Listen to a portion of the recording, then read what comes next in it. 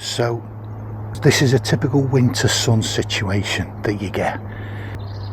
It isn't full winter yet, it's, you know, a few weeks away, but that's sort of what it looks like. It gets a little bit higher, it gets up another, say, 20 degrees, and it sort of arcs across the sky in the south. But look at this. I've got the rear set here tilted. They're only tilted about 30 degrees on those step ladder things I use. At the front, those panels don't tilt. There's four of them, four small ones. They will physically tilt, but what happens if I tilt the front ones? If I tilt the ones on this side, face nearest to the sun, that back end tilts up and it obscures the ones behind, so they don't get any sun. So effectively you can't tilt those front ones in a set of four. You can only tilt if you've got like a single line, like at the back. So that's a limitation on the front. And here's what it looks like in terms of the yield. Right? I'm going to turn away from the sun and try and sort of show you on the app, the Victron app. Now let's see. Now that's the solar panels at the front. So I'm just going to see if I can... The Bluetooth doesn't always work well through the metal. But the key figure here, right, those front panels are currently giving me 4.9 amps. There you go, 4.8. So that's it. Just under 5 amps from the front panels there, not tilted, right? The rear panels, there they are.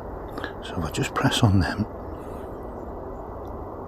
let's get that connected up. The rear panels are giving 17. There's the figure there. 17.2 amps.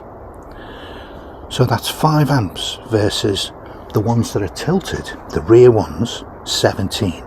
Now I'll tell you, it's not normally, the difference isn't as big as that normally. You're thinking, oh wow, if I tilt my panels, I'll get like 3 times the power. It doesn't really work that way. It tends to be about twice the power from the rear ones to the front ones. And it's only in a situation where the sun is right opposite them there.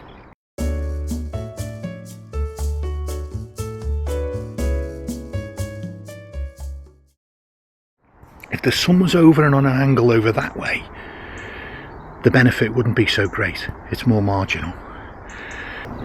So that's worth mentioning. The other thing that I think has happened is that the sun has already thawed out the frost from the rear panels.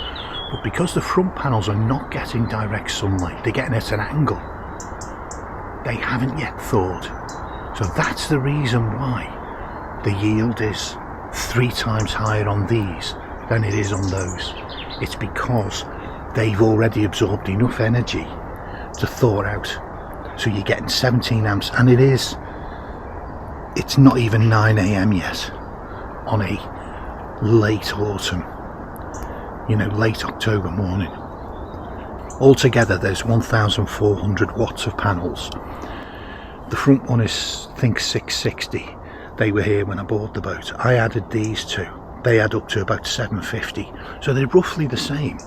When they're both flat in exactly the same situations, they give about the same level of power, and that's what makes this comparison really interesting. So there we are. Tilting the panels in this case has given me 3 times the yield, 17 amps as opposed to 5 amps from the front. Now those front ones will thaw out, they're on their way to thawing, so that difference will reduce. And once the front ones are thawed properly, you'll find that these tilted ones give about twice the power of the flat ones at the front. And remember, they should deliver equal power if they were in the same situation. So that's what tilting the solar panels can give you. That's enough to double your solar power. If I was to tilt it up to 60 in a situation like this with a low sun, I would get even more than double. So yeah, a little bit of a solar power, I won't say lesson because I don't know that much about it, but there we go.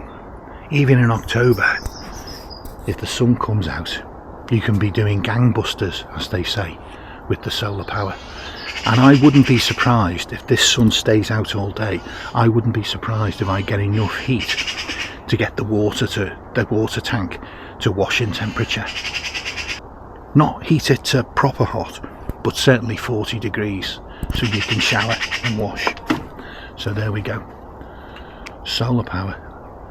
I love it. I absolutely love it. Sorry about the weird voice.